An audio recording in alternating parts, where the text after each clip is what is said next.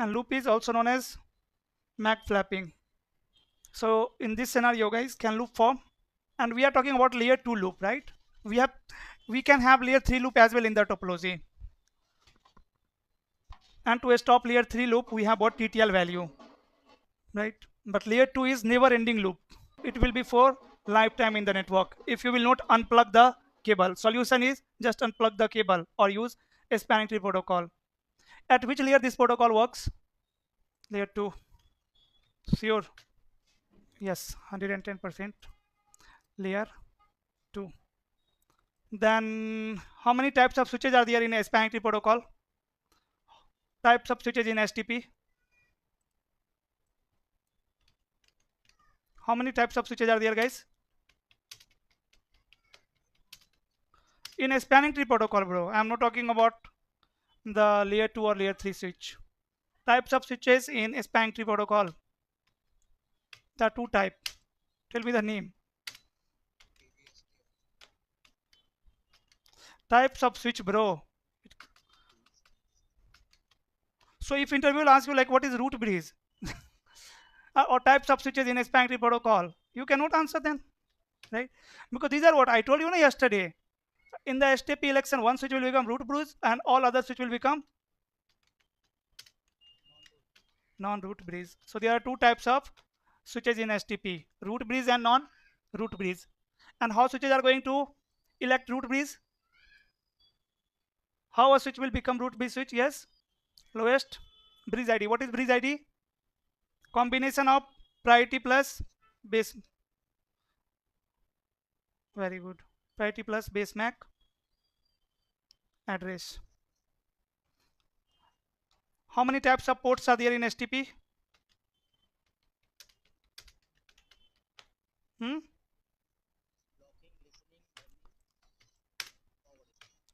Ports in STP that are states. Three types. Root port, designated port, alternate port. What will be the state of alternate port? Blocking. States, how many states we have? Blocking, listening, and learning, then forwarding. Yes. So what will be the state of alternate port? A state of blocking. A state of DP, designated port, root port. Sometimes, guys, if interview is asking you this question like types of ports in STP, tell me how many types of ports are there in STP, then your answer should be 2 only. This is an interview question. Let me write here types of port in STP. Number 1 is designated port and right, and the alternate port and root port are the types of non-designated port only, right? Then they can ask you how many non-designated ports are there. So again your answer should be 2. One is RP, another one is alternate. So alternate and RP is a type of non-designated port. And guys, designated port always sends BPDU, right? So always keep in mind only designated port can send the BPDU. Non-designated port cannot send the BPDU. It can only receive the BPDU. If topology is stable, right, behavior is going to be different when change will occur. I'm talking about the stable topology. Yesterday we had discussed about the stable topology only, right? So in the stable topology, DP will be sending the BPDU and non-designated port will be the only receiving BPDU, right? So it can be your RP or alternate, right? So RP port is going to receive only BPDU. Alternate port is also going to only receive the BPDU, right? How you are going to find RP port? How switches are going to determine RP port? Cost. There are many parameters, many factors are there, bro. Remember, first it will check the root bridge ID, then it is going to check cost, then sender port ID, then receiver port ID. But you know, this is what the complete behavior, complete, you know, you can say the process, right? But if a switch is receiving BPDU from same switch on the multiple port, in that scenario, host switch is going to find RP with the help of cost value. And if the cost is also same, then it is going to check what? Sender port ID, right? So like they can ask you, interviewer can ask you, two switch are directly connected with each other, right? Both links are fast Ethernet link. Then in this scenario, tell me how switch 2 is going to find RP, right? So don't say it will check first root bridge ID. Directly say what? It is going to check port ID, STP port ID. First it will check the sender port ID. If the sender port ID is same, then it is going to check the receiver port ID. When switch will check root bridge ID to find RP port. When switch is receiving BPDU from different switches, from their different neighbor switches. And guys, port ID is, what is port ID? Port parity plus interface number. Very good. What is port parity? 7 bits.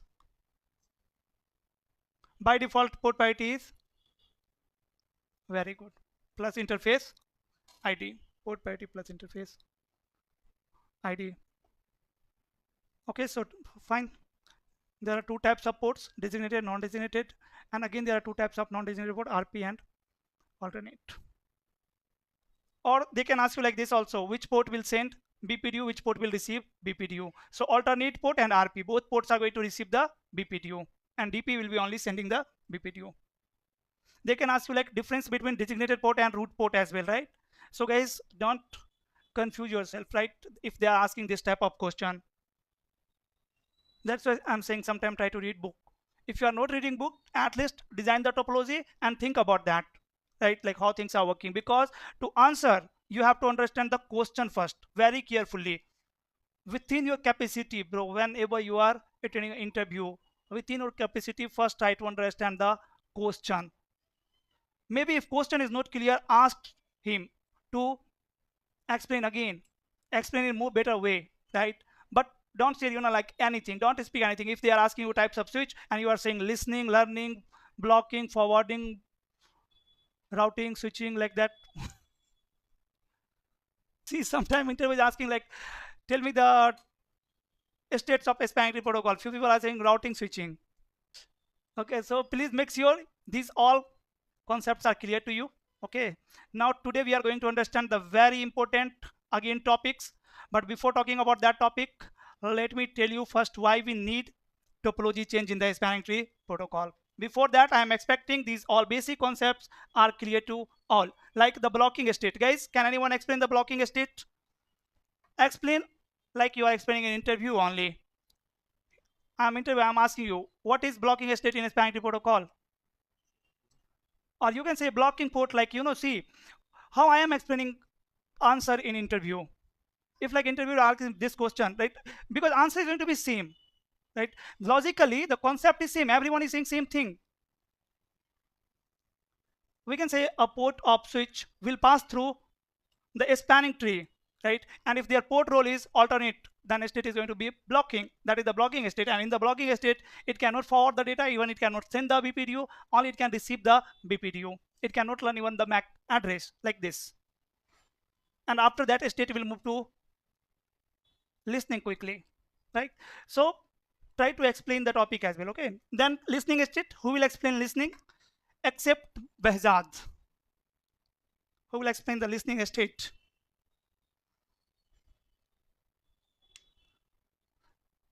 Yes, Behzad? Yeah, explain. No worry, no one is explaining. Okay, that is fine and good. But try to explain like, you know, about the listening state as well. Like as I told you, in the listening state, switches are going to perform election, root bridge election, root port election, DP port, like which port will get what role. That is the main function of the listening state, right? So you can say switch port, or the port of a switch which starts sending BPDU to participate in STP election, like root bridge election, root port election, designated port election, alternate port election, right? So actually in a spanning tree protocol, yes, listening state is doing what? It is starting sending BPDU. And why it is sending BPDU? To participate in STP election, right? For the root bridge election. It is exactly similar like the election of PM or the president. So every switches are saying their configuration, their database to each other. And who will have best bridge ID? That switch is going to become only root bridge. So this process will start in the listening state only, because everything will happen with the help of BPDU only. And switch is going to send BPDU, their first BPDU, in which state? In listening state only. The main function of blocking is to check like pre-exist, if there is any loop available in the existing network. And listening state is to participate in STP election. Then you can say listening state cannot forward the data, cannot learn the MAC address, right? It can send and receive BPDU. And it will spend, again, after doing this all, then also the listening state will spend 15 seconds, or you can say a port of switch will spend 15 seconds in the listening state. After that, learning state. What is the purpose of learning state? And which port, how many ports will come in learning state? Will all ports of switches will come in learning state, guys, or in listening state? Only DP and RP. Only DP and RP can move in the learning state. Because see, what will happen? From the listening state, switches will start sending BPDU, and on the basis of, they will elect the port role. So if a switch will get port role what? RP, then their state will move to learning. But if port will get role alternate, then their port will move back to the blocking state. This is what? Going back, one step back, right? So in listening state, switches will decide the port role, the root bridge. If a port will get role DP or RP, DP and RP, then it can move to learning state. If a port will get role alternate, then it will go back to the blocking state. Okay, then what next about the learning state?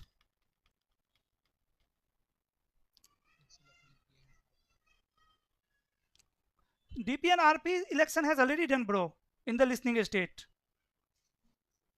No, data can be forwarded in forwarding state only. See, the main reason, yesterday also we had seen these all things, but let me explain you again. Learning is, main purpose of learning state is for testing. For testing, see, in the from the learning state also a port can move to the blocking state. You know when?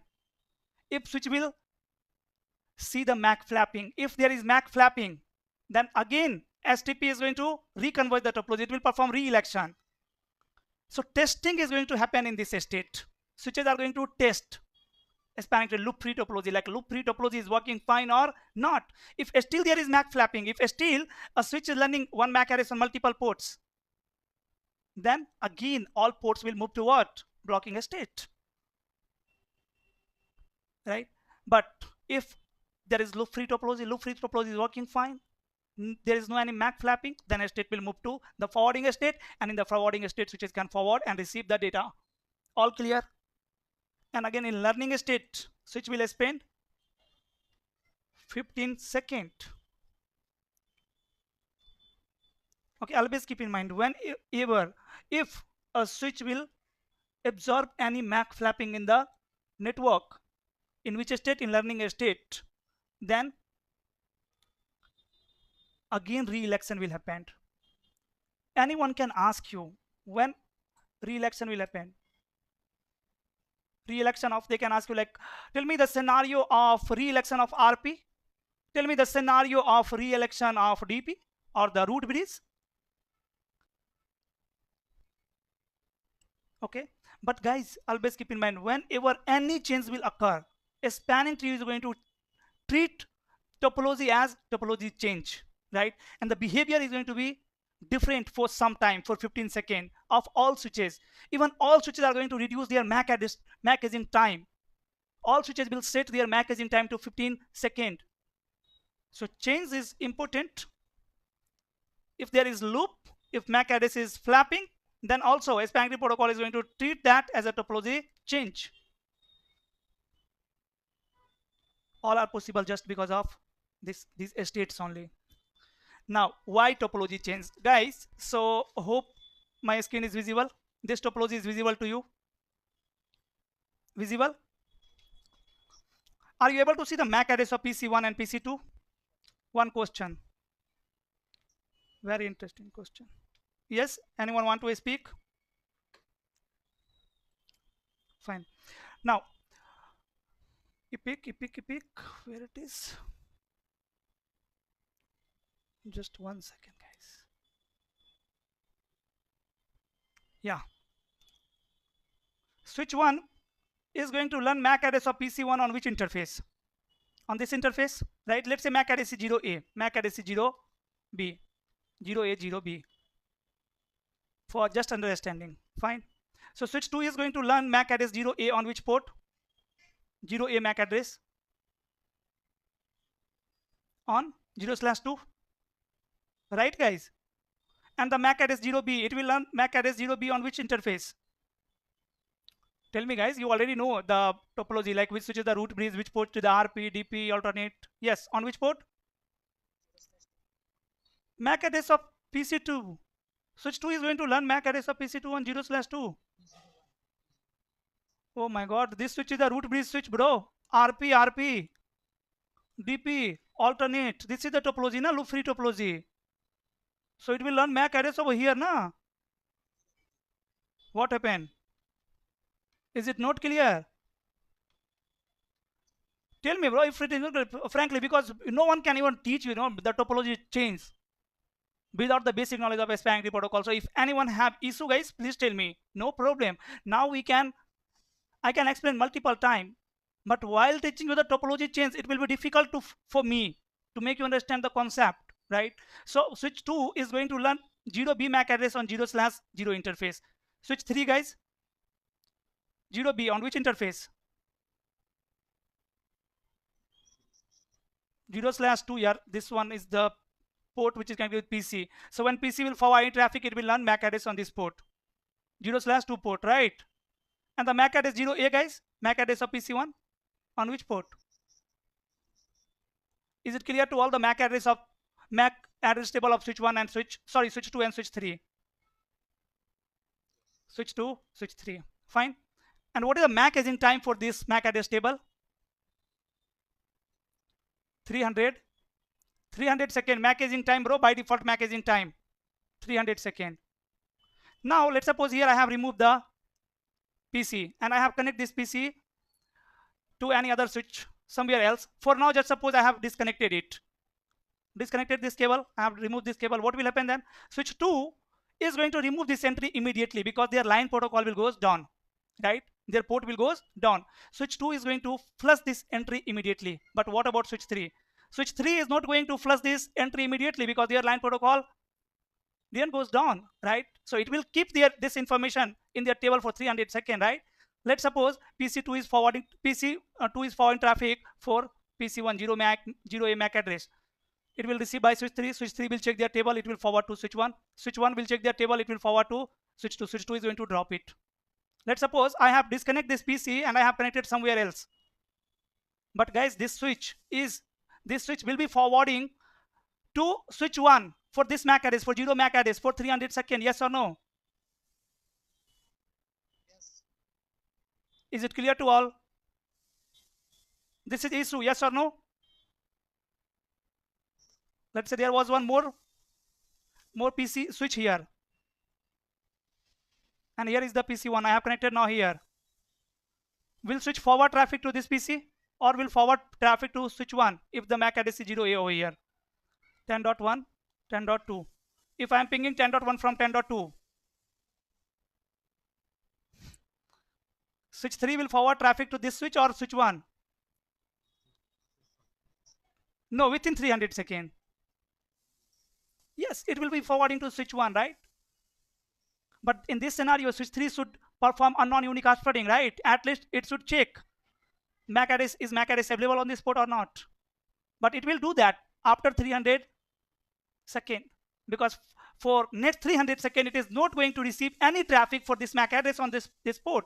So it will not update the entry. Definitely after 300 seconds, it will remove the entry, because there is no PC1. So who will generate traffic with this MAC address, 0 MAC address? After 300 seconds, it will flush the entry. But for 300 seconds, bad, very bad, right? Because this is a PC and single PC, you cannot imagine the scenario, right? But let's suppose this is server, a critical server. In that scenario, it is not acceptable, bro. No one can wait, for 300 seconds, for 5 minutes to access the server. Even just think, you are going to check your mail and it's saying my server will start after 5 minutes. Gmail is saying my server will start after 5 minutes. For 5 minutes, my switch is actually forwarding traffic to other switch. Yes or no? Google cannot say like this, correct? So that's why we come up with topology change mechanism, so that whenever you will remove this PC, a spanning tree protocol is going to sense that. According to that, all switches are going to set their MAC aging time for 15 seconds. That means now still issue is there, right? But for now, after 15 seconds, it is going to flush that entry, because now all switches has set their time for MAC aging time for 15 seconds, right? For some time only, for 35 seconds only. After 35 seconds, again, automatically all switches are going to set their timer 300 seconds, MAC aging time. But the issue is, who is going to tell to all switches about the topology change? If there is anyone who can tell to all switches, brother, there is some change in the topology, please set your MAC aging time to 15 seconds for next 35 seconds. That is fine, right? Clear, guys? But there is no one. There is no network engineer, right, available. So that's why switches or a spanning tree protocol comes with one new types of message in STP, that is called TCN BPDU, the second BPDU. That's why spanning tree protocol comes with one more types of BPDU. Earlier, this was the issue. If I will talk about the the first version of a spanning tree protocol, at the initial time of network, that time only few organizations has the network. They were connecting multiple devices there, like servers, and was providing you access from the internet. With the help of TCN BPDU, what we will do, we will inform to all switches. Because see guys, if you will remove PC1 from here, switch 2 is going to sense it. Once their line protocol will goes down, it will forward one TCN BPDU. But bro, my port has goes down.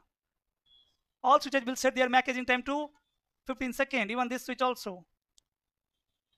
But things will not happen like this. Let me tell you the complete process now, and hope now you can understand the concept. So types of messages in a spanning tree protocol. How many types of messages we have? Types of messages in a spanning tree protocol. Tell me the name of each. Your voice was not clear, bro. Please speak again.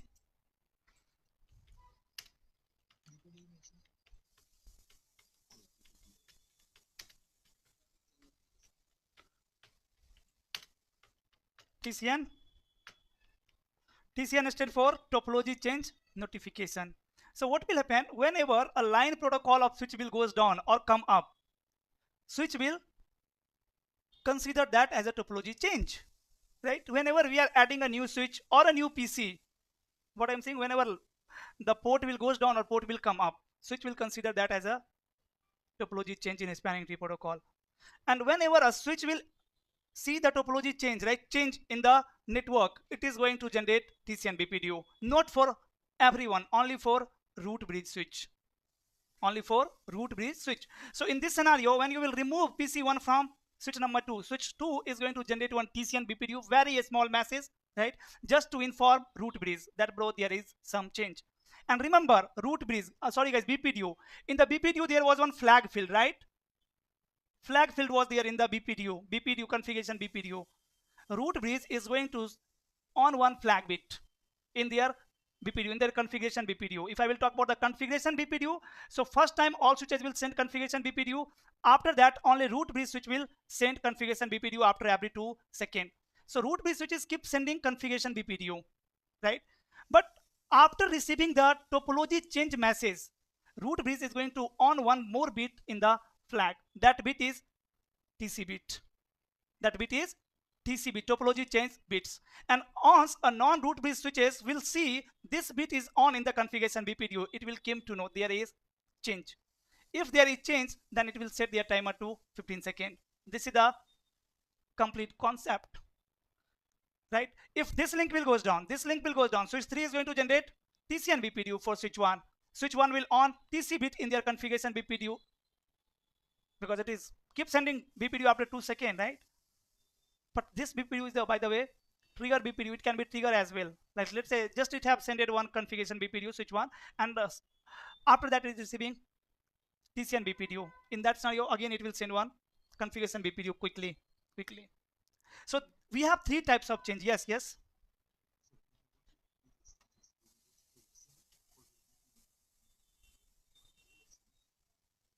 All ports will enter in which state? In which state, guys, election will happen? Yes. Got it? 3 types of changes are there. One is insignificant topology change. Types of topology change. Number 1 is insignificant topology change. I'm writing TC. Second one is direct topology change. And third one is indirect topology change. Insignificant topology change means, guys, whenever access port of switch will goes down or come up, whenever you will plug the PC or whenever you will unplug the PC, whenever access port will change, jump meter it is going down or coming up, if there is change, that change will consider as insignificant topology change. And guys, if there is insignificant topology time, tell me how much time is required to reconverge the topology? How much time is required to reconverge the topology? 300 seconds is required to update the MAC address table, right? But bro, let's suppose there was one another PC number 3, whose MAC address was D. So switch 3 will have one entry for this MAC address also, right? And if this port will goes down, then this PC and this PC can communicate. Switch 3 should not remove all MAC addresses, right? It was just storing one entry, which is not available even in the network, right? But there will be one more entry like 0D MAC address, port is 0/0. And that MAC address will be in the table. So if PC2 is forwarding traffic for 0D, it will forward to switch 3, switch 3 will forward to switch 1. This is correct. It should forward to switch 1. Switch 1 will forward to switch 2 by checking their MAC addresses, and switch 2 will forward it to PC. But again 30 seconds is required, right? 30 seconds is required because, guys, as I told you, whenever a non-root bridge switch will receive TC bit on BPDU, it will set their MAC aging time to 15 seconds, and again election will happen for all ports. So all switches are going to put their port in which state? Listening. And from listening to forwarding, it need what? 30 seconds. That means a spanning tree protocol need 30 seconds to reconverge the topology. For 30 seconds, no one can communicate, right? Here is one PC, here is one PC, here is one PC. No one can communicate. The reason, ports are not in forwarding state. Do you want to see the, guys, packet capture? Should I capture the BPDU?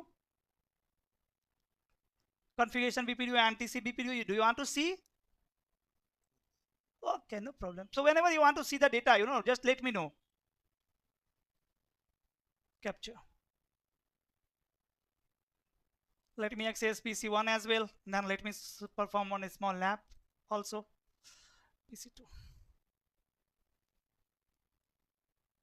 Well, I have to check which type of spanning protocol is running over here, or services are there or not. So IP interface brief. Just wait. Today I have purchased one server for the means for the cloud computing to perform some lab on cloud. Because I am planning to make some videos on cloud as well on my YouTube channel. So for whole day, I am just working to set up the lab only. It's very difficult. It cost me around 5 lakhs INR, 5 lakhs Indian rupees. But it's good, I think. It's what? Yes. So guys, IP is still there. You can see the IP address of PC2 is standard 2 and the IP address of PC1 is what happened to this PC? So IP interface brief. Done. Here IP address is 10.1. Now ping 10.1.1.2. Ping should work and ping is working. Let me check the types of spanning tree protocol as well here. Enable. So spanning tree summary. Okay, PVST is running. So run interface. The LAN port 0/2 is 0/2. The default configuration. Default configuration on switch, right? Where is the capturing? Here is the capturing. Are you able to see the configuration BPDU? Configuration BPDU, guys. Who is sending? See the root bridge ID? Switch 1, right? In your scenario, switch 1 is the root bridge. So root bridge is sending configuration BPDU. There is no any TCN BPDU, right? And if you will open this, again, yesterday also we had seen the information inside this BPDU. Again, let me show you. Now even you can open the flag field. Yesterday I told you to not open flag field. Where is the flag? TC bit is off, right?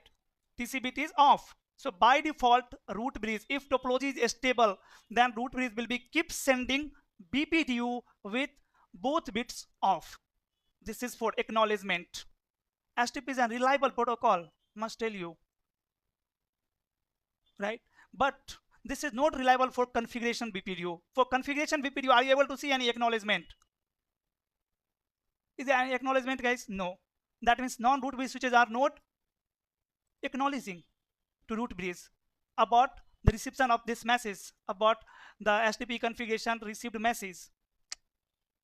But for the TCN, when root bridge switch will send TC bit on BPDU, right? Whenever change will occur, it will on this bit. And if this bit is on, that means there is some change. And non-root bridge switches have to acknowledge to root bridge. Reason? It is very important for root bridge, right? To check all switches have received this topology change message or not. Otherwise, their MAC aging time will be 300 seconds. Understand the problem, right? So that's why TCN BPDU is the reliable BPDU. This is the interview question. Sometimes they are asking, definitely, if, sometimes I am also taking interview for my company. So I am asking only these types of questions. Done. So the flag. Now try to read all the output and you can correlate everything. Like, guys, protocol identifier, these are the default value, the types of message.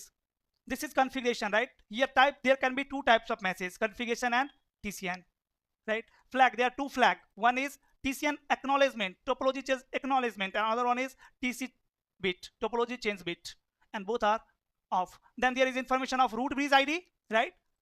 Root bridge ID is priority plus their MAC address, right? And there is information of VLAN as well, because this is not common spanning tree protocol. I am talking about the common spanning tree protocol.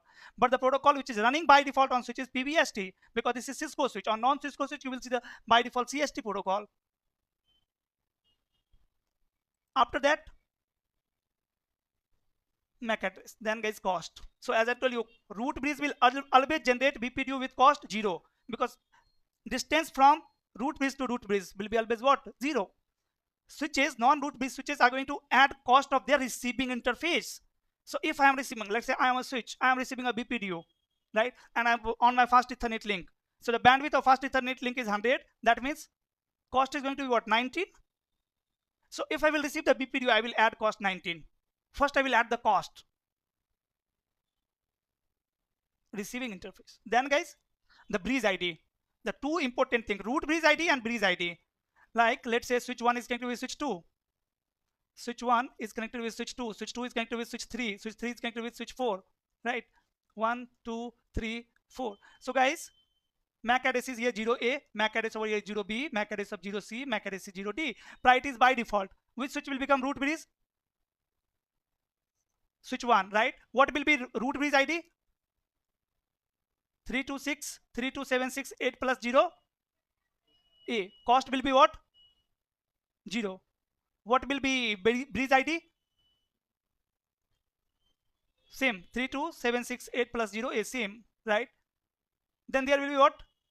Port ID. And it will forward to? Yes. Then it will forward to switch 2. When switch 2 will forward BPDU to switch number 3, root bridge ID will be what? Cost will be what? Cost. Switch 2 is forwarding to switch 3. 19. If this is fast Ethernet link. If this is Ethernet link, then 100. Sender bridge ID will be what? 0B, right? When switch 3 will forward to switch 4, what will be bridge ID? What will be cost? What will be the sender bridge ID? Designated bridge ID means bridge ID. Local bridge ID 327C, right? Then switch and so on. So these are the important information. With this information, I'm going to add you flag field. There will be flag field as well, right? In the flag field, there are 2 bits, TC bit and TC ACK bit. By default, both are 0. Right? Now I am adding one PC over here, new switch. What will happen? This switch is going to generate TC and BPDU for root bridge. To tell to root bridge, because who is this switch to inform all other switches about the change, right? This switch only knows root bridge, guys. 2 switches don't know about their connected device. They all have idea about the root bridge, right? And they have one root port to reach the root bridge. That is the best path it have selected after performing lots of selection, right? This is a work of switch, by the way. Great. So that's why switch will generate TC and BPDU for root bridge, and root bridge is going to on this bit, TC bit. Once it will on this bit, it will set their MAC aging time to 15 seconds. When switch 2 will receive, it will also set their MAC aging time to 15 seconds, and it will forward to switch 3. It will also set their MAC aging time 15 seconds. It will forward to switch 4. Switch 4 will also set their MAC aging time to 15 seconds. Now let me show you the TC and BPDU. If you don't have any question in configuration BPDU, do you have any issue, guys, here? Yeah. Tell me now. Listening. No, I didn't get your question, bro. Please repeat. Where is the new switch? If I'm adding a new switch here, like that. New MAC address is connected with? Where is the new MAC address? I have added this switch, so this switch will send their configuration BPDU, right? Because this switch will think I am the root bridge, right? But once you will connect the link, switch 4 will be also start forwarding the BPDU of this root bridge to new switch. So when new root bridge switch will check their root bridge ID, they will get to know my bridge ID is not lower than this, right? I am not the root bridge. So it will set their port is RP. This port will become DP. This was your question. Okay, great. Yes. Any other question, guys, in the BPDU? And there are some timer, like as I told you, hello time means after every 2 seconds it is sending BPDU. Hello message is the BPDU message only, right? Message time is nothing but the hold on time.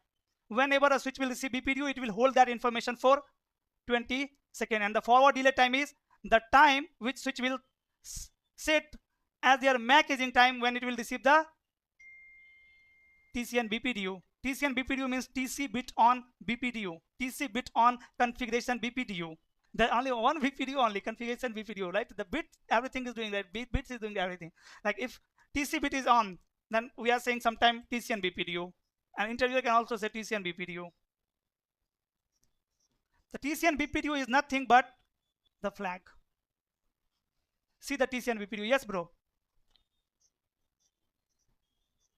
Correct. When it will set their MAC aging time to 15 seconds.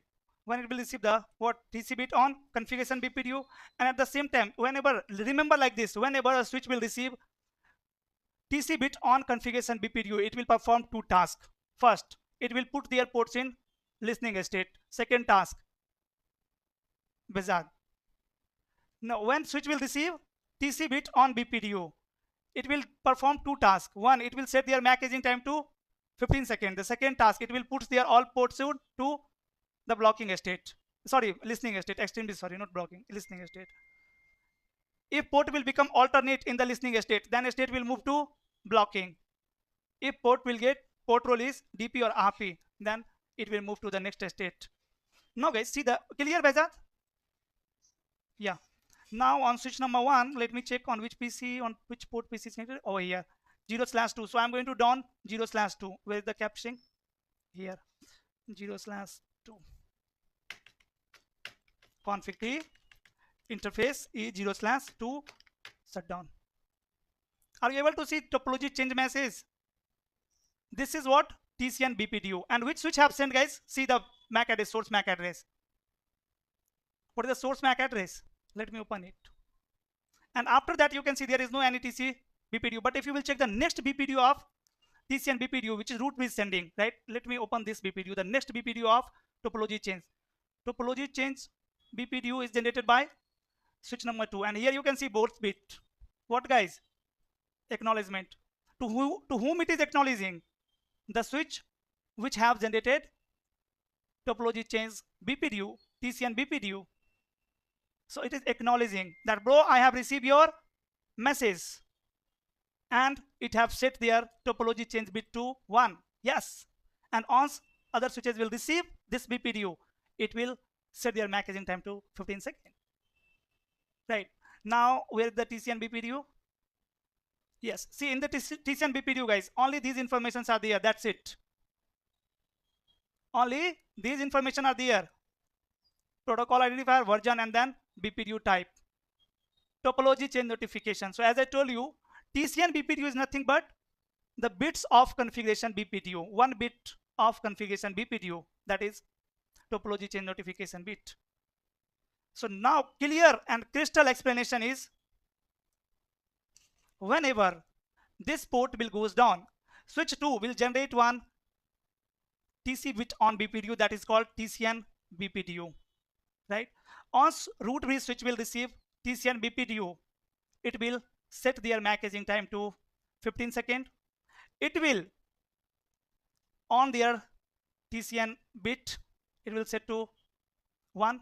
At the same time, it will send acknowledgement to switch number 2 that, bro, I have received your TCN BPDU. Then forward it to switches.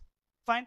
When switch 2 will see the TC bit is on, it will also set their MAC aging time to 15 seconds. When it will see acknowledgement bit is also on, it will get to know that now root bridge have my information, right? So non-root bridge switches are going to inform root bridge whenever change will occur. And now it's responsibility of root bridge to inform all rest switches. And which type of change it is, guys? It is insignificant topology change. As I told you, whenever the access port will goes down, that type of change is known as. And for now, if you will check the MAC address table, so MAC address table, is it learning any MAC address on 0/2 interface? No.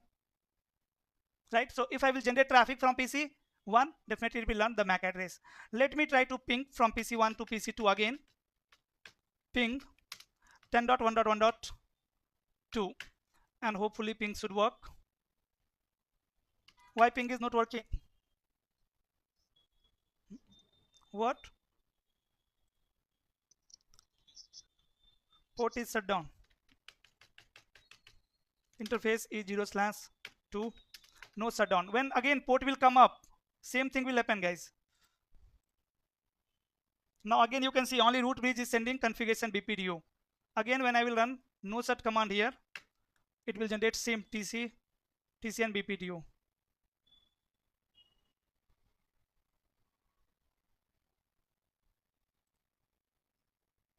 What happened? So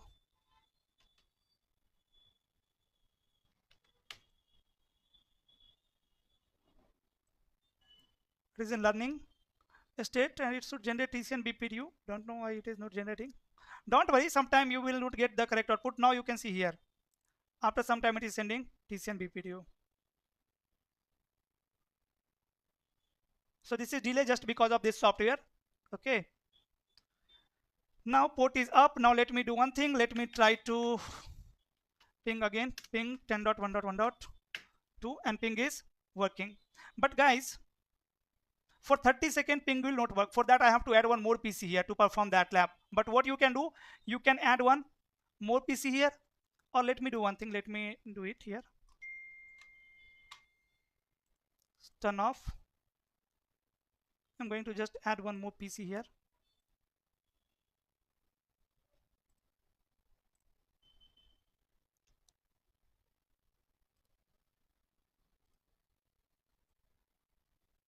This one is a new device, let's say mobile.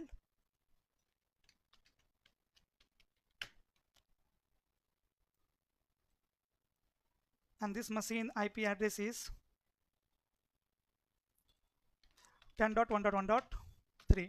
Guys, tell me, if this port will come up or goes down, can PC 1 and 2 communicate in that scenario? See, this is the interview question, right? They will generate, they will draw this diagram, right? And they will ask you, like, if I will remove this cable, what will be the impact on network?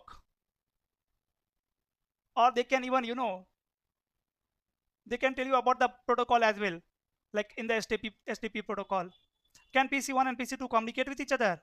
Answer should be what? Yeah, for 30 seconds, no one can communicate in the network.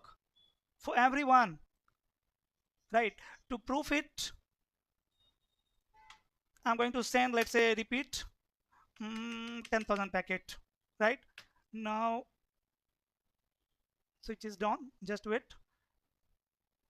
It will start getting reply after 30 seconds. See, for 30 seconds, switch is up, everything is fine, but ping is not working. Even you can count the dot. If this switch is generating one ICMP packet after 2 seconds, then tell me guys, how many ICMP packet will get dropped? If switch is sending one ICMP packet in 2 seconds. Yes, very good. After 15 ICMP drop packet, you can see ping started working. Now it started getting reply. Now let me take you to switch 2. Just to down that PC, that mobile, new device. See, one ping is working here, right? Now from switch, I'm going to down the new device. New device is E0/3, interface E0/3 and say shutdown.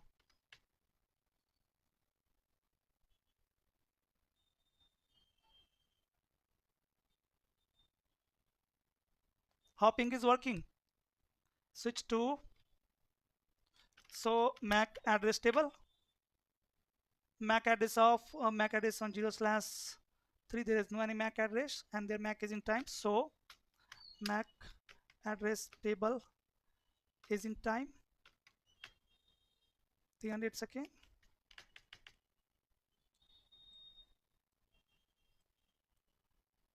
Interface E0/3. This device is guys actually down, right? So their line protocol is, the line protocol of switch is down. So if line protocol is down, then state will be what? Disable, right? The first state. Guys, if port is down, then state will be disable, right? So that port was in disable state. That's why you can see ping is still working. Now on switch number 2, I'm going to say shutdown. Have turned on this device? Yes.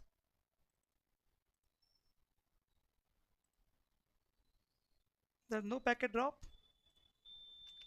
Just a minute. Switch to, so MAC address table 0/3 port is not there, just wait. Now their line protocol has come up. This is just because of simulation, you're getting some time here. Let me fix it. Their line protocol is still showing down.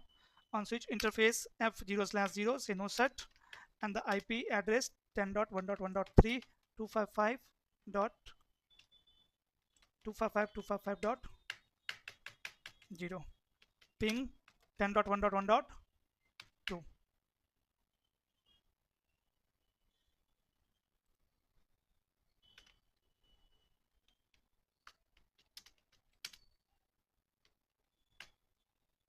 Port is down.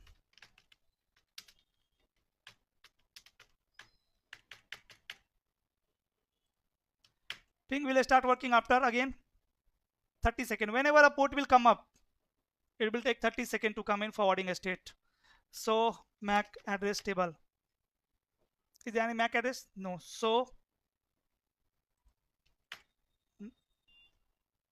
CPC is forwarding traffic, but there is no any MAC address. That means switch is not learning the MAC address. So spanning tree, here you can see the state. Now it is in forwarding state. CPing is working now. And now even you can verify the MAC address table. So MAC address table. So while troubleshooting, you will be checking both MAC address table. Now you can see we have MAC address on this port. Fine. Now from PC number 1, CPing is still working. It is forwarding traffic. I am going to down the new device mobile. Interface E0/3 and say shutdown.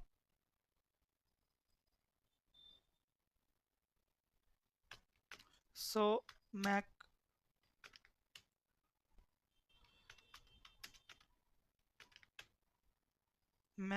time is still 300 seconds. It's done very slow. There's no any packet drop. Just wait. So MAC address table, no MAC address, and interface E0/3. Port is shut down or no shut? Do so run. I'm thinking why it is not sending TC and BPDU. Ping packet is still there. Okay, PC1 is forwarding. Let me stop the ping for now. What is the key, guys, to stop it? Control C was not working, so I press Control C6. Is there any topology change message? No, there is no topology change message.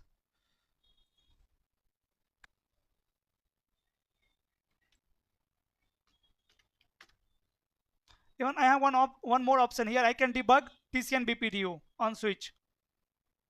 I can debug TC and BPDU. Command was, what is the information in detail? For VLAN 1 is using the compatible SPAN protocol processor. Configure hello time this one, max time this one, relay this time, current root bridge byte is this one, current root bridge MAC address is this one, root byte is this one, cost is 100, topology change flag note, detect flag note set to the topology change, number of topology change 4, last change occur at this time from this port. And see guys how important these information are while troubleshooting. Hello, max for delay time, everything is there. On fast Ethernet 0/0, I need to check it on 0/3. 0/3 is the regulator of forwarding path cost rate.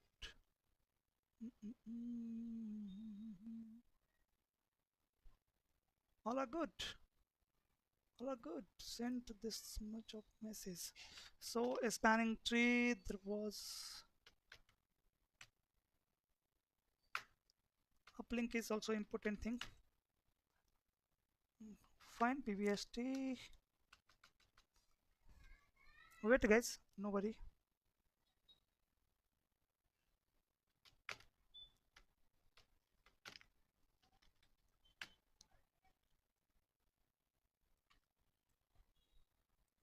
Everything is okay. It should generate the TC.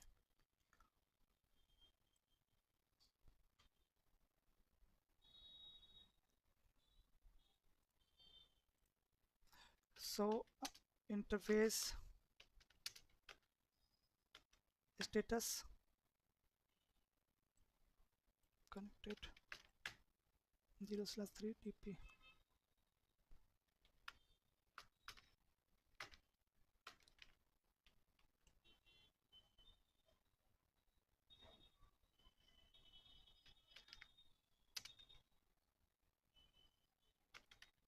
Transmit. So if it will generate TC and BPDU, because it will only say transmit TC and BPDU, so I am debugging it.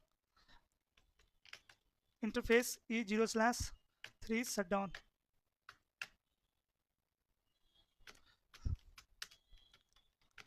MAC aging time is still 300 seconds.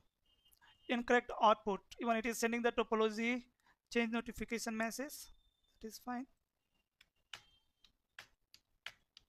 Even here I am able to see the notification change message, but guys there is some wrong output, right? It is not setting their MAC aging time to 300 second. 1 second.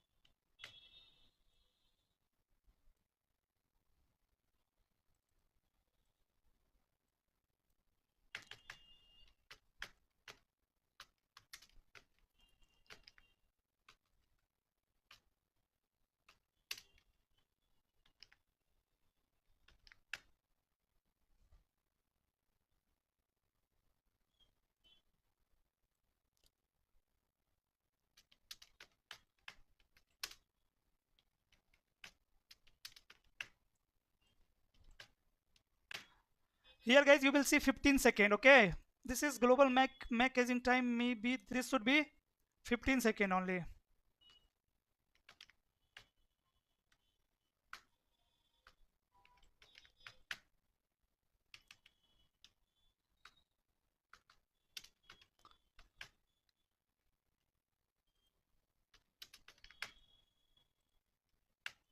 No, it is not changing their MAC aging time, right? But on real devices, you will see this time will become 15 second. Most of the time I am troubleshooting. I was troubleshooting these types of issue in switching network.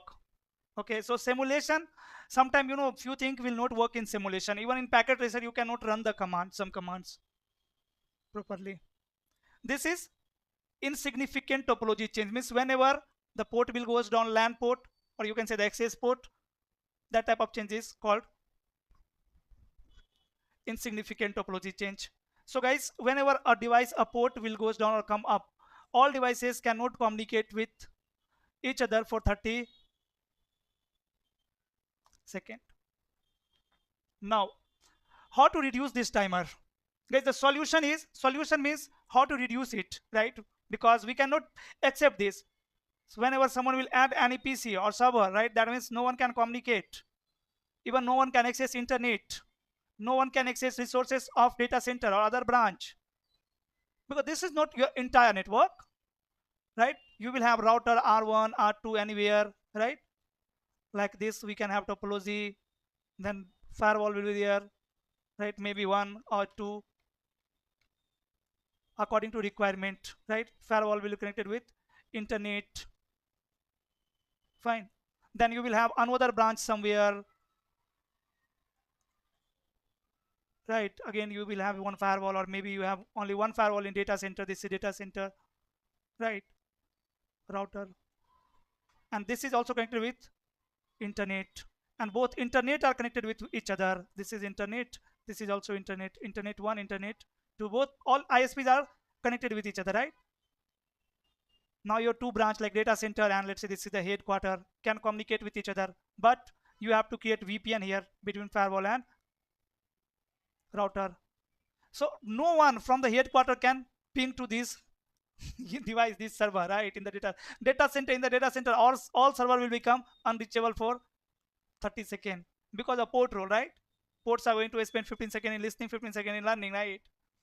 And in the learning, listening, data forwarding is not allowed, right? Switch cannot forward the data. And this is, guys, again simple topology. After that, you, let's say this is your headquarter, there will be one branch office, right? This is, let's say, branch office, branch 1. This is also connected with one ISP, and all ISPs are connected with each other. Now your requirement can be, because see, this is the data center and you have only one firewall in data center. Or nowadays we need centralized security, means one place where I can apply the security, where I can configure the policies. From one place I want to take care of security of all branch offices. So you will never allow headquarter users to access internet directly, right? They can internet directly as well, right? Let's say here is the Google server on this internet, they can access it. But nowadays we have centralized security, means we are going to provide security from the data center. We are going to purchase costly devices here in the data center, and from here only we are going to secure entire network, entire branch offices, headquarter, remote sites, everything. So your requirement is going to be, whenever user want to access Google, first they will reach to data center, and in the data center devices are going to inspect that traffic, right? Like which type of traffic it is, who is generating, where it is going. After that it is going to check their policies. According to that policies, right, if the traffic will match, means is allowed to reach internet, then it will allow. Even it will check the which service on the internet, let's say HTTP web page. Okay, web page is allowed for this user or not, for this type of traffic is not. If yes, then data center is going to forward traffic to internet, right? Means from a company user cannot move on the public network directly. This is the part of security. So now you have to change the configuration, like everything you have to configure the scenario in such a way to achieve this requirement, right? And here guys, you are able to see only 2 branch. Now suppose there are 100 branches, how complicated it is, right?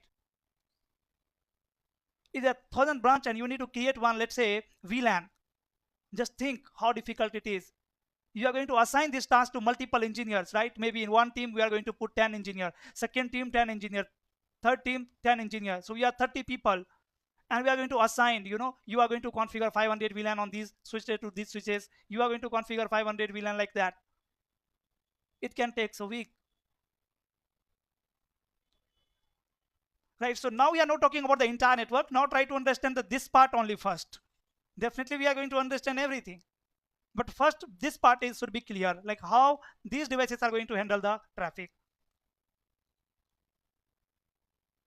So guys, issue is 30 seconds.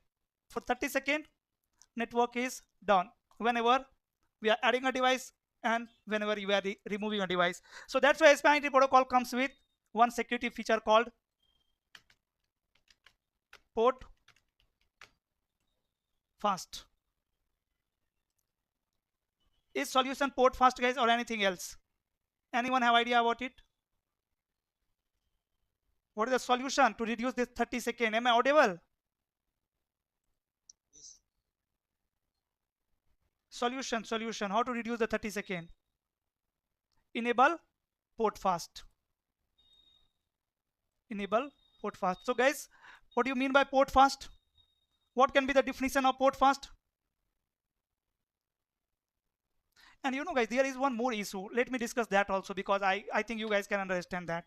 See, one more issue is there. Let's say switch 3 has 1000 MAC addresses in their MAC address table.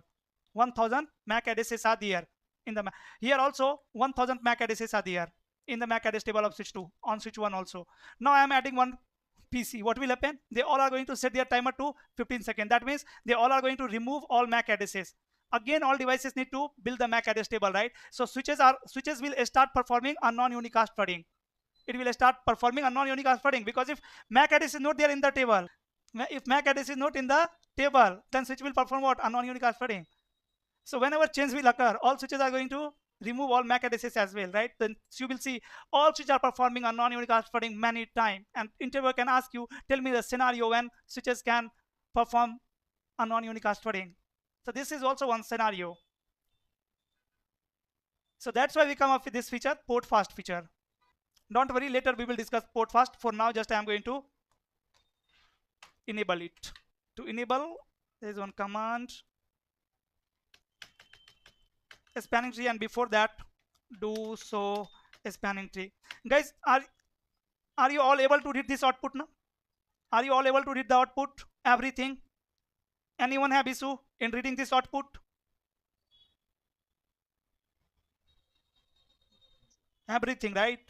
Port role, port priority, all should be clear. Network type is clear or not? How many types are there? Point to point and shared. Shared means full duplex. Sorry, point to point means full duplex. Here means half duplex. Right? So network type can be shared as well. Then your port will work on half duplex. It can be shared or P2P, point to point. Point to point works on full duplex. So this is the output. Root bridge value, MAC chase time, forward delay time, and hello time. MAC aging time is also there. One more time, let me try to check this MAC aging time. Interface E0/3 and says shutdown. then no shutdown. Here guys, packaging time is, it have set to 15 seconds, right? Here you can see the output, right? And this timer will be 15 seconds for how long? And ports,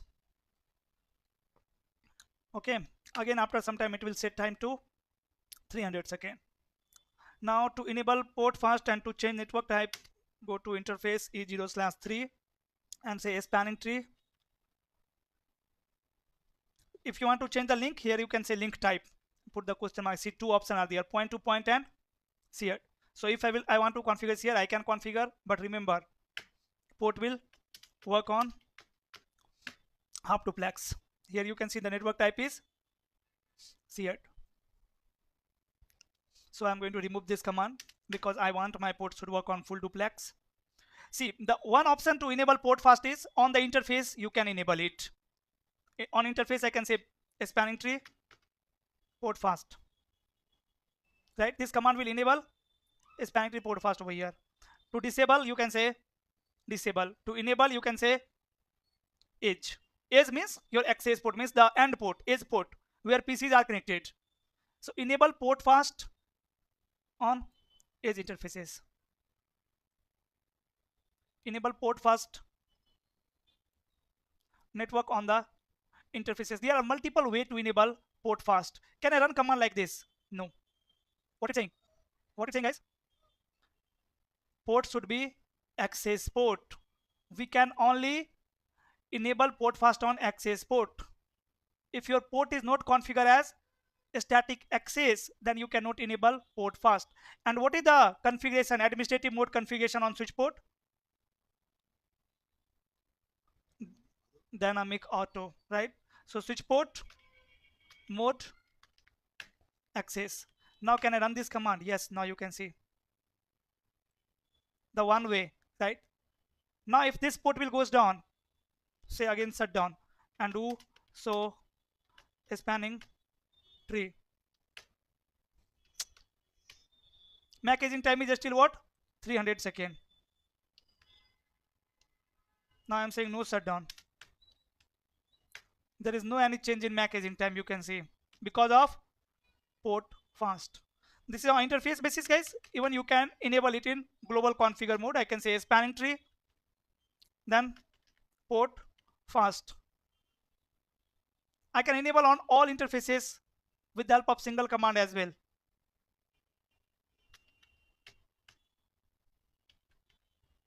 Default.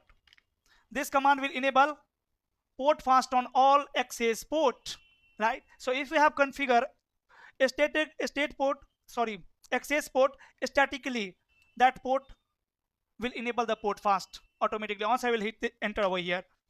But the issue is, guys, this port is not configured as a static access. So in real time, whenever you will connect a PC or device, you know, the first configuration on switch is the VLAN configuration only.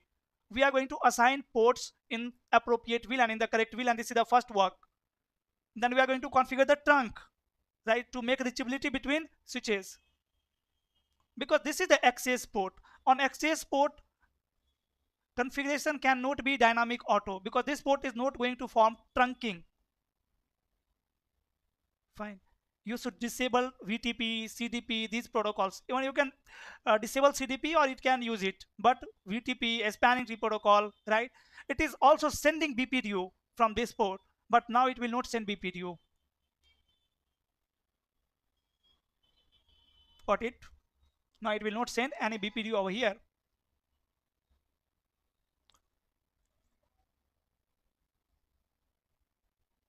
Then guys, second type of change is direct topology change. See, remember the definition of direct topology change. When RP port of switch 3 will goes down, RP port, which port? RP port means which port, guys? RP port of switch 3, right? If this port will goes down, that type of change is direct topology change. Why? Remember like this, whenever RP port of a switch will goes down, an alternate port is available on that switch. That type of change is known as direct topology change. right? So guys, when this port will goes down or this cable will goes down, what our switch 3 will do? First of all, it will remove all MAC address from this port, right? Whatever MAC address it have learned on E0/0, it will remove everything, because their line protocol will goes down. If line protocol will goes down, it will remove all information, all the data on that interface immediately, right? Yeah, if this link is goes down, can guys switch 3 forward any message to switch 1? No, because it is still receiving BPDU over here, and this BPDU is going to be expired after 20-second MAC is in time. But this switch will discard this MAC this quickly. The reason? Line protocol. It will not store it for 20-second. But if I will tell you the another scenario as well. There can be one more scenario. So if RP port will goes down, it will flush all information immediately. Now it is receiving one BPDU on blocking port on this port. So that BPDU will become what? Superior BPDU. So this port will become what? RP. This port will become RP. And in which state? In listening state. So it will take 30 seconds to come in forwarding state. Again, issue is for 30 seconds. Issue is for 30 seconds. Is clear, guys? Everyone? We need 30 seconds whenever RP port of switch 3 will goes down. But guys, let's say here I have one more switch and this port is going down. In that scenario, what will happen? Switch 3 will store this information for this BPDU for 20 seconds. That means the BPDU which is coming on this port on blocking port will become superior after 20 seconds. For 20 seconds, still superior BPDU is there. So in that scenario, switch need 50 seconds, because first it will wait for 20 seconds. After 20 seconds, it will flush this information. Then this BPDU will become superior BPDU. On this BPDU will become superior BPDU. Port will move to listening. From the listening, learning, and port role is going to be RP and then forwarding it. Clear, guys? So in that scenario, we need 50. And see, if we have one switch here, then this port is the DP port and this port is the, sorry, this port is the RP port and this port is the DP port. So whenever RP port of a switch will goes down, but alternate port is not available, that type of change is called indirect topology change. That is called indirect topology change. Again, in the indirect topology change, guys, how much time is required to reconvert the topology? We have 3 types of topology change: insignificant, direct, and indirect. In insignificant and direct topology change, we need 30 seconds to reconvert the topology. But in case of indirect topology change, we need 50 seconds. Now we need solution for both. Solution for both to reduce this timer. So can anyone tell me the solution of first one? Direct topology change to reduce 30 seconds. Solution is, guys, uplink fast. Solution is uplink fast. And then for indirect topology change, backbone fast. Done. So guys, in this topology, we need to enable these all features for the stability. Otherwise, your topology is not stable, right? So now you are familiar with the default configuration of STP as well and the required configuration of STP as well, right? What things you are going to change in this topology in span tree protocol? First of all, I will make one switch as a root bridge according to my requirement. We'll adjust MAC caching time according to our requirement. We'll create VLANs according to our requirement. We'll configure trunking according to our requirement. We can propagate the VLAN information if it is required with the help of VTP protocol. So we can even propagate VLAN as well. We can check layer 2 information of connected device. Even we can check the IP address. Then we are going to enable these all features: port fast on all access port, uplink fast on RP port of switch 3. To avoid direct topology change, we are going to configure feature on the switch where RP port is available. Means on all the switches where RP port and alternate port is there, on those all switches you are going to enable this feature. enable uplink fast on the switch where alternate port is available, and if RP port goes down, alternate port will become RP in that scenario. This is also concept, and you have to keep in mind that whenever direct topology change will occur. So guys, enable uplink fast on the switches where alternate port is available and RP port is going down. Then alternate port will become RP port and it will come in forwarding state after 30 seconds. And to come that port in forwarding state quickly, we need to enable uplink fast. Now question is, what uplink fast will do? Yes or no? It is clear that port fast is going to stop sending BPDU, right? They will not consider any change on the access port in STP. But what uplink fast feature is going to do? How they are going to change the default behavior? So guys, see, let's say switch 3 have MAC address, and in their MAC address on 0/0 interface we have 1000 MAC addresses, and on this port was in blocking state, so we will not have any MAC address over here. Fine. If this port will goes down, it will remove this information, right? This port will become the RP port because now it is receiving superior BPD over here. After 30 seconds, it will come in forwarding state. Correct? Then it will start learning MAC address again.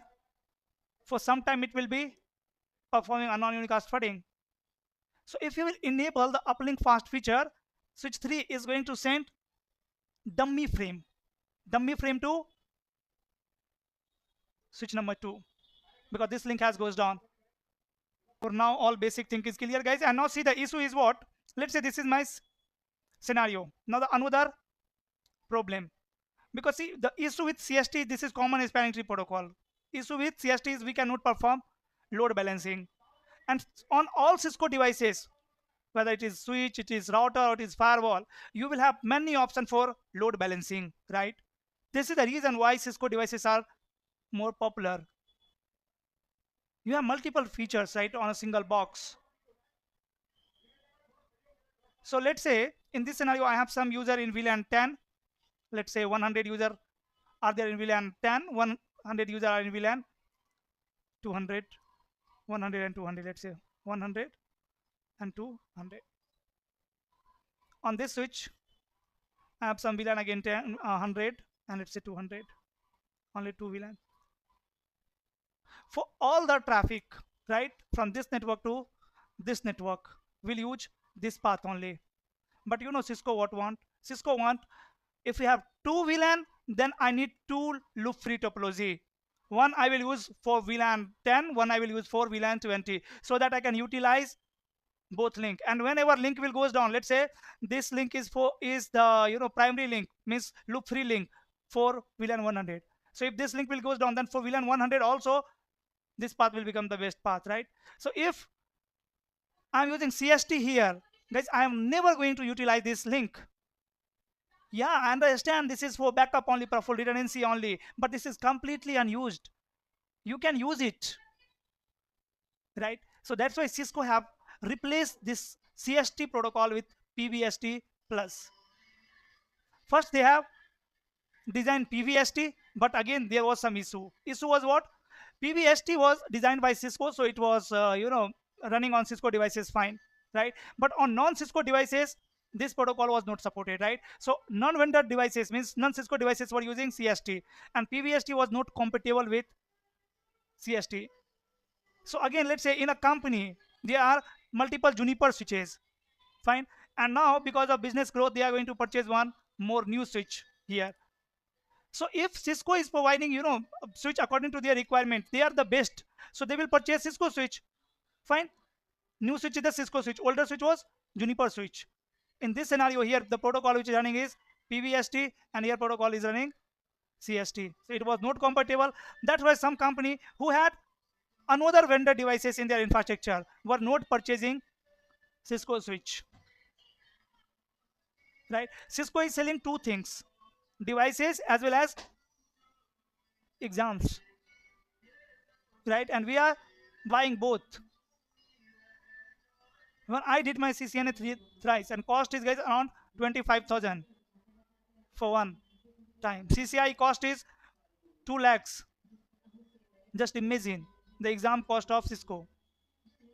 The devices are also costly, right? But their protocols and their quality is the best in the industry. Even for next 30 years, no one can replace Cisco. I don't know about after 30 years, maybe it will be, more than this also. So that's why Cisco have again replaced this protocol to PVST plus. Guys, PVST means per VLAN spanning tree. See, in this scenario, if I have 10 VLAN here or 2 VLAN here, 2 VLAN here, 2 VLAN here, for both VLAN root, switch 1 is the root bridge switch. This port is the DP port, this port is the DP port, this port is the RP port, and this port is the alternate port. Sorry, RP port. This port is the RP port, this port is the DP port, and this port is the alternate port. Right? For both VLAN, this is my loop free topology. This one is my loop free topology. But there is one more loop free topology, right? Like this. This can be also loop free topology. So Cisco have 3 VLANs. So they want to use these 3 loop free topology. This is for VLAN 10. This is for VLAN 20. This is for VLAN 30. So that they can distribute the traffic. They can achieve load balancing. They can reduce the congestion on links. They are utilizing even all link. And for any VLAN, if any port will goes down, see, let's say for VLAN 10, this port has goes down. So a spanning tree protocol is going to do what? It will add this link automatically. So now there is redundancy as well as load balancing. And the same protocol is running over here. So now if you will check the database of a spanning tree here on, let's say, root bridge. So a spanning tree, guys. So this is the instance, a spanning tree instance for all VLAN. This is PVST protocol on this switch. That's why here it's saying what? VLAN 1. But in the CST, you will have same information except VLAN 1, because that is the topology for all VLAN. But here, if I will create one more VLAN, VLAN 20 or VLAN 10, exit. Now do so a spanning tree. Now still we have what? Only one instance for VLAN 1 only. The reason we don't have any port, right? I have not configured the link between switches as trunk. So interface range, I am on switch number 1. So saying E0/02 1. And switch port mode dynamic desirable. Now see, so a spanning tree protocol. No spanning tree instance. I have configured which port on switch number 1. Switch port mode dynamic desirable. So interface status, all ports are disabled. We cannot configure the DTP because of the I think previous configuration. So interface range 0/0 to 1 and switch port trunk encapsulation.1q and switch port mode trunk. Do so a spanning tree. Now guys, see how many instances we have of a spanning tree. This is for VLAN 1 and this is for VLAN 10. So we have 2 VLAN, that means we have 2 number of instances, right? In the CST, in the common spanning tree protocol, you will have this instance only, right, for all VLAN. So if you have only one switch, one VLAN on switch, that is default VLAN, VLAN 1, then there is no any difference between CST and PVST. Both are exactly same. But if we have multiple VLAN, right, in that scenario,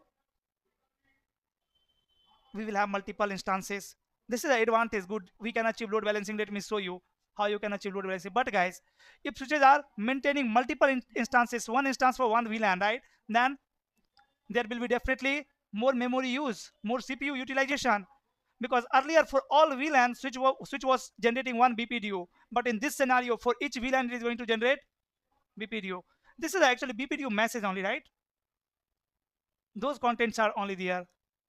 For each VLAN, it is going to maintain one instance. So if there are 100 VLAN 1 or 2 to 100. Now VLAN 2 to 200 and exit. Do so spanning tree. Now I will have 200 STP instances. See, for VLAN 4, 5, like that. They are the name of VLAN, right? For all VLAN, one instance. Now let me take you to another switches. On switch number 2, I have already access. And on switch number 2, I'm saying interface range is 0/0 to 1 and the switch port trunk encapsulation .1q and switch port mode trunk exit and VLAN 2 200. Do so spanning tree. Done. And on switch 3 also.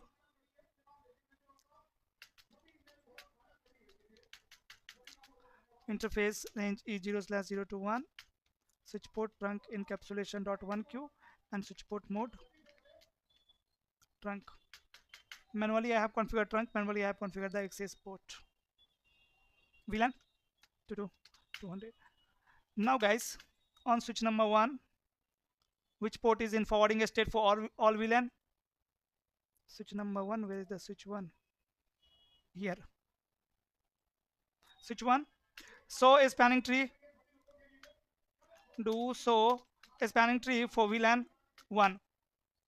These two ports are in forwarding state, right? Both are DP because this switch is the root bridge. For VLAN 10 also same. For VLAN 100 also same. On switch number 2 also, right? So a spanning tree for VLAN 1 as well as for VLAN 10 as well as for VLAN 100, right? And blocking port in the same way on switch number 3, blocking port will be same for all VLAN. So a spanning tree for VLAN 1. This port 0/1 is the blocking for VLAN 10 also and for VLAN 100 also, right? But let's say I want to utilize all link. So this is my one path. Let's say this path is the default path for VLAN 1. But for VLAN 10, I want to use this path. So guys, I can decrease the priority on switch number 2 for VLAN 10, right? I can configure priority is equal to 10 for VLAN 10. So for VLAN 10, this switch will become root bridge. This port will become what? DP. This port will become RP. This port will become RP. This port will become DP, and this one will become alternate. So for VLAN 10, we are utilizing this link and this link. For VLAN 1, we are utilizing this link and this link. In the same way, for VLAN 30, we can utilize this link and this link, like that. Configuration is very easy. On switch number 2, I'm going to say a spanning tree. What will be the command? A spanning tree for VLAN 10 and then say priority, let's say 0. So now see on switch number 3. Let me take you to switch 3. So a spanning tree for VLAN 1. Guys, which port is in blocking state? 0/1. This is for VLAN 1, you can see. But for VLAN 10, which port is in blocking state? 0/0. This link, right? Guys, this link, right? So in the PBST plus, what we can do, we can achieve load balancing, right? Now guys, the third type of spanning tree, see the issue over here is again the issue of timer. Issue of timer. Like in direct topology change, even you can make this port RP immediately, then also it will take 30 seconds, right? So for 30 seconds, even it will delete the MAC address table. There are still some issues, right? With the help of those features, we cannot make a spanning tree more comfortable like CST. That's why Cisco comes with what? PBST. In the PBST, again, the features, topology change is exactly same. There is no any difference. But there is issue with timer. So we come up with a very fast spanning tree protocol that is called RSTP. In RSTP, whenever change will occur, router is going to update their database quickly, less than 1 second, with the help of again BPDU. And in the BPDU, with the help of flag only. Is it possible, guys? Just think about it, right? Tomorrow we will discuss on it. Is it possible? How it is possible? Just think like that. How we can make this process, this change. So think, guys, about it.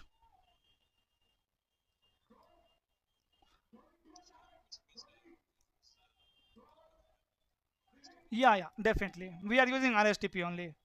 Sometime you will use MST as well. MST is even more better than RSTP because in RSTP you cannot achieve load balancing. And in PVST also see the issue is what? Like I have 10 VLAN. So I can create what? 10 instances, one for each VLAN on all switches. First of all, CPU utilization, right? There is no any option in PVST to perform load balancing for multiple VLAN. Like I want to select VLAN 10, 20, and don't worry about this scenario. It is very interesting and we'll discuss it tomorrow, right? RSTP. Just think about how topology can converge in 1 second, how it is possible. And even you don't need to enable port fast or the backbone fast or the uplink fast. You don't need to enable these features in RSTP. These features are already in build. But how process can be possible? RSTP is an open standard protocol. PVST is the Cisco proprietary protocol only. PVST and PVST plus. CST is common spanning tree protocol is open standard. RSTP is open standard. MST is open standard. In the MST actually we can make group of multiple VLANs. Like for VLAN 1 to 100 I want to run one instance. That is not possible in PVST. In PVST it will create 100 instance, one for all VLAN. So where PVST is failed. So MST is the best for load balancing. Right, but MST need more memory as well. So that's why most of the companies is avoiding MST. Even MST have good features, but RSTP is running more smoothly than MST. More smoothly, like best protocol. Guys, in each topic we have multiple protocol, but we are using only one. Most of companies using same only. Right. So like in your mobile also, some application is working smoothly, very smoothly, but some application is not working as smoothly. So you will avoid that application most of the time. Same thing is happening over here as well, right? If we have any good protocol, definitely we'll use that. If it is providing much services in less CPU, in less memory, that is great. If it is fast, you're getting reply faster than PVST because as I told you, PVST is worst protocol. For each VLAN, it is going to create one instance. It is going to consume lots of memory. I think best one is the RSTP. I will tell you the reason tomorrow why RSTP is best. I'm not saying I have experience and I have worked on this. That's why I'm saying RSTP is the best. Whenever I'm saying guys this is the best, I'm giving you the example, right? There should be logic. If you are able to understand that, then only you can explain to anyone. Getting my point? So guys, there are lots of noise as well. Otherwise, you know, it was my plan to cover RSTP today, but no worry, we'll see tomorrow.